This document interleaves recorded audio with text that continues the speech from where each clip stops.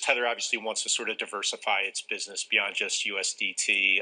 There are questions in Europe and elsewhere about what stable coins will survive the sort of heightened regulatory environment. So Tether's making a lot of sort of diversification bets. They investing in crypto miners. They've made some investments in artificial intelligence, even some medical device companies.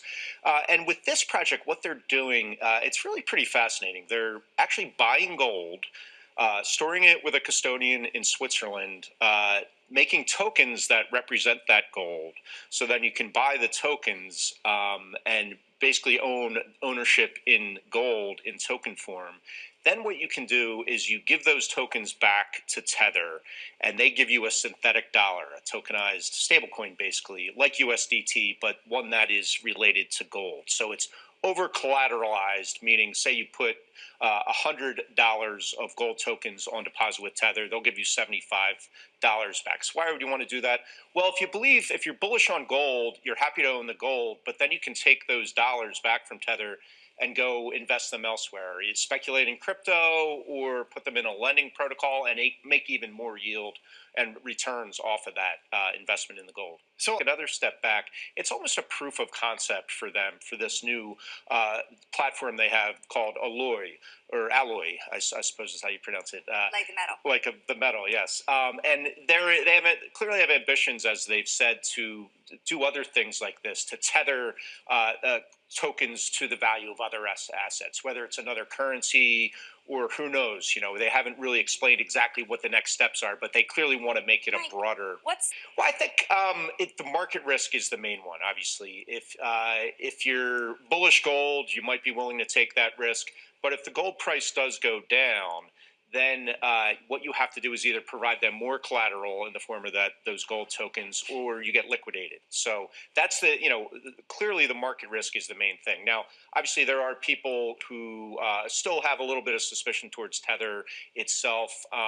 But you got to look at Tether over the last few years. There was so much scrutiny, much mud slung at them, but that the USDT has maintained that dollar peg. So they've earned a little bit of trust in the market, I think, for a project like this to succeed. Sideways summer. We had the winter of our despair. We had some thawing and an incredible 2 quarters with record inflows into ETFs as of today, 16 billion in net inflows, really blockbuster performance across the 9 US Bitcoin ETFs.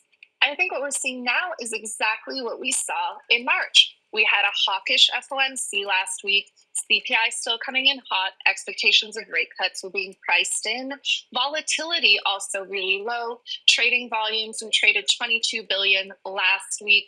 This week, we're looking at around 11 billion in trading volume. So volatility is down. Trading volumes are down. I think there's a lot of uncertainty. And again, the question we always look at CoinShares is where are these flows coming from? And the question throughout the summer is going to be, what is the story around flows? Who are these net new buyers? Where are they coming from? And more importantly, what is it they're buying? It's really a tale of 2 cities in crypto. We can dig a bit more into that as well. Well, what do you know about these new buyers? Where are they coming from? Who are they? These are great questions. And again, I think what we're seeing this cycle is historically one of the great things about crypto trading data is trading happens on chain, settled on chain. So we had the ability to look at the Bitcoin ledger, the Ethereum ledger, and see where activity was happening. The ETFs have really obfuscated a lot of that data because settlement isn't happening necessarily on chain. Coinbase and some of the other larger authorized participants in these ETFs are not settling until day after. Maybe they're dividing volume between wallets. So it's more challenging to get the data. We get it after the fact. We did get Q1 13F filings from hedge funds, and I was personally shocked that there weren't more large funds buying. We did see a few larger U.S. institutions participating, but by and large, it's still driven by retail and a lot of rotation from people holding assets maybe on-chain or on a Coinbase, rotating into a product traded in a brokerage account. And then the second thing we're seeing is a lot of rotation out of the grayscale products into IBIT, Fidelity ETF, and other lower fee products as well. Sideways summer, Meltem, but how can you be sure that the next move forward isn't significantly downward? There's no guarantees in crypto. If there's anything I've learned, I'm always surprised by this industry. What I will say, I think what we've seen is Bitcoin was still up 50% for the year, Ethereum around 40% to the year, despite a slow start in Ether. We're seeing it buoyed by this news of a pending ETH ETF, potentially some flows materializing from there. I think the big question here is, with more assets flowing into ETFs versus Bitcoin held on exchanges, for me, the big question is, how is Bitcoin going to perform versus alts or these higher risk, sort of longer tail crypto assets? So far, performance there, historically, it's Bitcoin runs first and then alts start to run, driven by wealth creation in Bitcoin. Now, with money going into the ETFs held on brokerage accounts versus Bitcoin held on crypto exchanges where there's access to these assets on one screen, I think that effect has been greatly minimized. And we see that across the board with underperformance in everything outside of Bitcoin and Ethereum. For institutional allocators getting comfortable with Bitcoin, for most investors, frankly, Bitcoin's been around for 15 years. It's been widely discussed, widely mocked. Now it's being accepted as an asset. You have Larry Fink, Paul Tudor Jones, some of these luminaries in the world of traditional finance going on and endorsing Bitcoin's role in an investment portfolio. But again, we haven't really seen these massive institutional flows materializing yet. If we look again at 13F filings, if we look at Bitcoin exposure on the institutional side and these disclosures being filed at the end of Q1, still a lot of retail activity. I think with Ether, the story is even more challenging. Awareness of Ethereum, awareness of the supply and demand dynamics of Ethereum, awareness of the growth potential of Ethereum is still limited. That being said, I do think crypto has earned its place in an investment portfolio. I think as more and more institutional investors and the investment banks start to cover Ethereum alongside Bitcoin, perhaps we'll see that narrative materialize. But what I always go back to is price drives narrative. Really, the story in crypto is always price drives narrative. So I think in order for there to be material interest and inflows into Ethereum, we're going to need to see some relative outperformance compared to Bitcoin. And we just haven't seen that yet. Ethereum's really struggled to rally against Bitcoin. Welcome to the Crypto Teacher. And I come back with that video just to make you think. Don't forget to like and subscribe to the channel. And make sure you join the Patrons. If you're not a part of the Patrons, make sure you're hitting the Cash App. And we have Tether brings out that synthetic dollar backed by gold. And when we look at Tether, they've just about done everything that the central banks want you to do. Buy U.S. Treasuries and now tokenizing gold. But we know that Tether movie is right around the corner, because we know the Fed has had his hands all over Tether from the beginning. And we have Bitcoin and crypto taking a pullback. And anytime you're getting a pullback these days, the mainstream media comes in with their narrative. That's how markets should work. It should be an up and down. Nothing goes straight up unless it's being manipulated. And we have about 7 or 8 stocks sitting on the stock market being manipulated while small caps are taking a beating. And the manipulation is right in front of our eyes. But unfortunately, the sheep stay asleep. Now we have Ethereum's ecosystem, guys, we know is definitely the new banking. But again, the mainstream media is going to say Ethereum is not up there with Bitcoin. When we look at the ecosystem, Ethereum should be number 1 and Bitcoin should be number 2. But the reason why Bitcoin is number 1, because the central banks pushed the narrative back in 2007, 2008 that Bitcoin is supposed to replace the banks. And now we see the banks were controlling Bitcoin from the beginning. So that's why Bitcoin is number 1. So they can push this fourth industrial revolution, where the robots, algorithms, and drones take the economy over, pay each other with crypto. Remember, guys, these cryptos are meant for the machines, not for you. Crypto means hidden message, hidden meaning. And the sheep go inside the metaverse. Now we have Elon's Starlink hotspot. Go anywhere you like and you'll have the internet. And we see they're pushing satellites. Why? Because they want us off the grids and they want us off these towers. Because why? The machine takeover. The machines need all this electricity. And they're going to need these towers for the 5G. And remember, the crypto teacher told you. Now we have protection for teenagers when it comes to social media. and this should have been out a long time ago. But the only reason why they'll pass it now is because they know the metaverse is coming, not because it is current social media.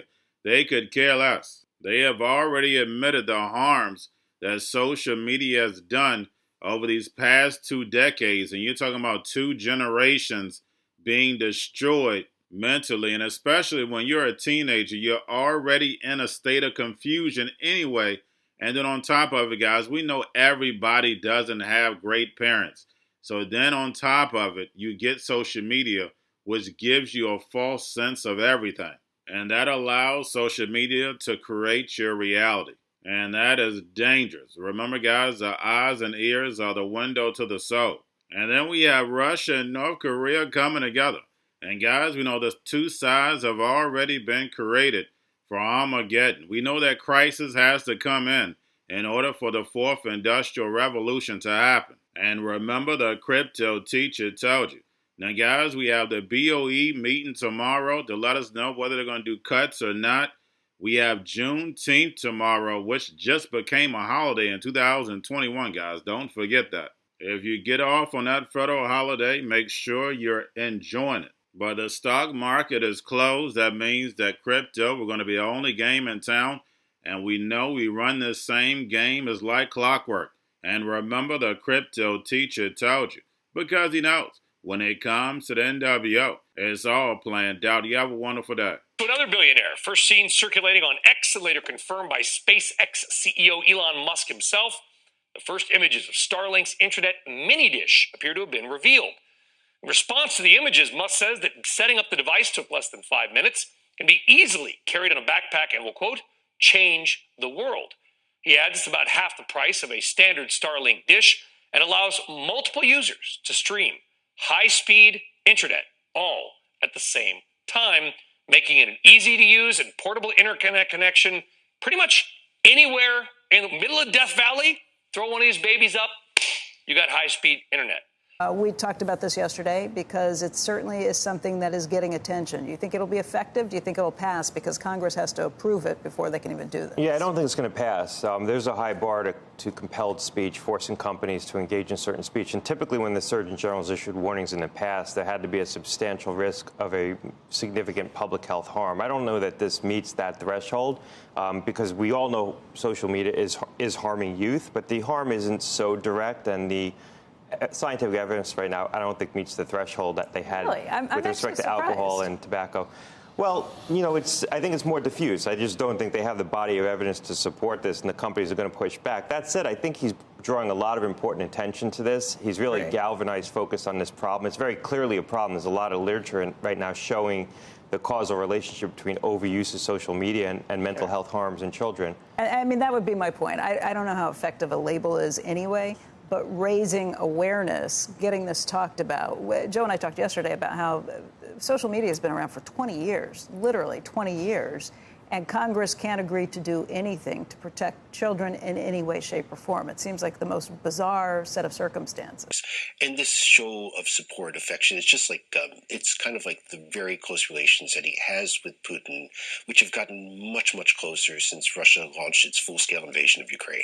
Which has been really interesting, right? Because so far when we talk about North Korea, we've talked about that alignment with China and Beijing being the biggest backer. Have things changed now? Yeah, we're seeing that Russia is providing a huge amount of aid in return for North Korea's supply of munitions for the war, for Russia's war in Ukraine. China's been North Korea's biggest benefactor for big things to keep an eye on tomorrow. Just a reminder that U.S. markets will be closed in honor of the Juneteenth holiday. What are you going to be doing? I'm going to celebrate it just like every other sort of red-blooded American by kind of ignoring the real meeting and going golfing. Oh, golfing. Yeah. Okay. So, yeah. Was it hard to get tea time? Yeah, don't worry. I'll have some red Kool-Aid and some red velvet cake. So anyway, also, but there will be things going on overseas, including over there in jolly old UK. Yeah, the UK will be releasing its CPI numbers. And of course, just like everywhere else in the world, we're looking at services inflation being kind of sticky. And then that sets us up for the BOE meeting and decision on Thursday. Yeah, the BOE meeting could actually be kind of critical because we're now getting into this phase where central banks are starting to diverge, not just in their policy actions, but in their outlooks as well. Going to a different economy. And we're going to be learning more about that as we go. But clearly, we're learning that things can be done from remote locations. We're learning that technology can replace people even more than we thought. We're not going back to the same economy. We're recovering, but to a different economy, and it'll be one that is more leveraged to technology. And I worry that that is going to make it even more difficult than it was for many workers.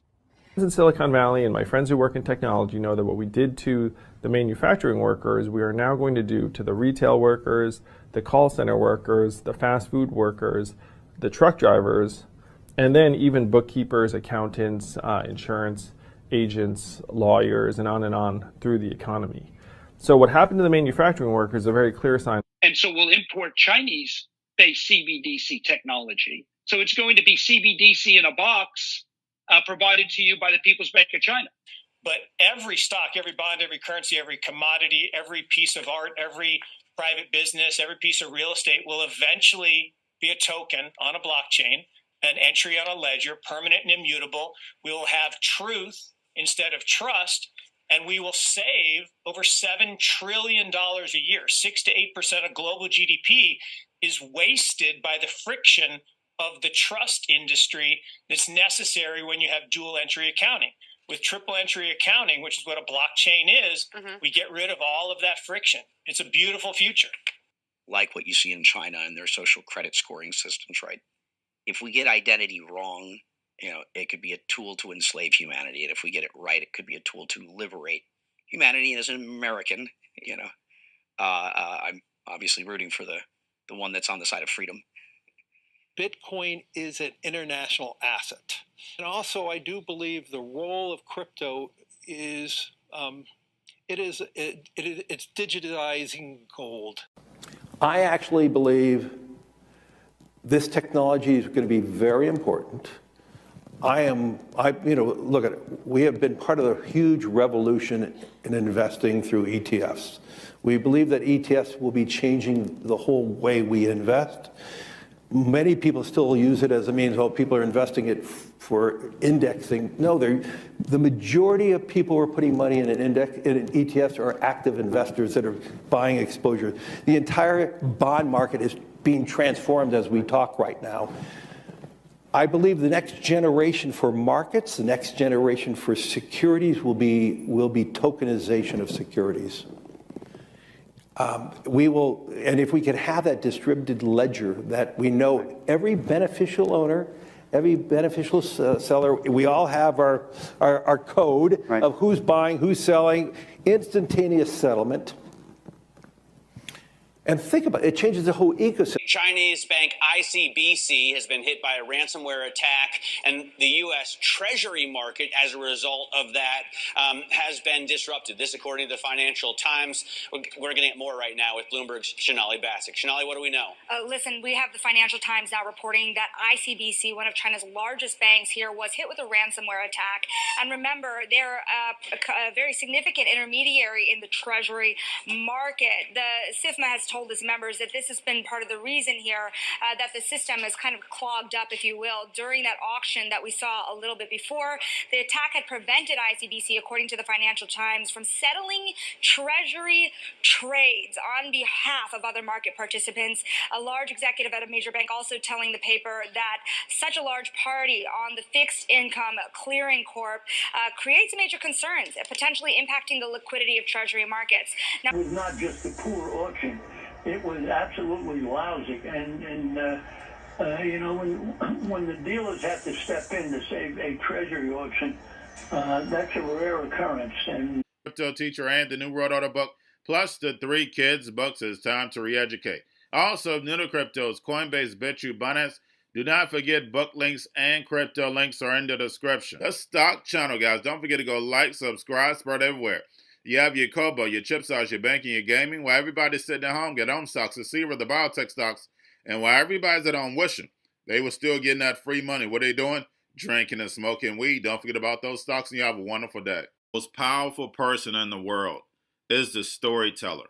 The storyteller sets the vision, values, and agenda of an entire generation to come. Steve Jobs. And guys, you know I truly believe in this. When you look at the New World Order, they're the storytellers. And that's the reason why I wrote my New World Order book. But guys, now it's time to change the current generation. And I wrote 3 kids books. You know, I love the Trinity because I understand the power that's in it. So I have 3 books. We have an opportunity to change the generation, to educate, not just me, but I want to show you that I take action on a daily basis. And I want you to take action on a daily basis. Whether it's your job, whether it's in your community, we have an opportunity right now to educate the masses. I posted this on my Twitter account. Please share, but this is a short clip of the 3 books. There's going to be a clothing line and action figures. Please get these books for your kids, nephews, cousins, friends, so therefore we can start the re-education now. Because as we see, the 4th Industrial Revolution foundation is definitely here. Robots, algorithms, drones, taking humanity out the picture. We have to re-educate. But let's get into the video. Part 1. King Joshua and Drama Tam save the village. Part 2. King Joshua and Drama Tam save New York from COVID 33. Part 3. King Joshua and Drama Tam goes to China. It's mandatory to get part 1, part 2, and part 3 of this series. It's time to re-educate Generation Z.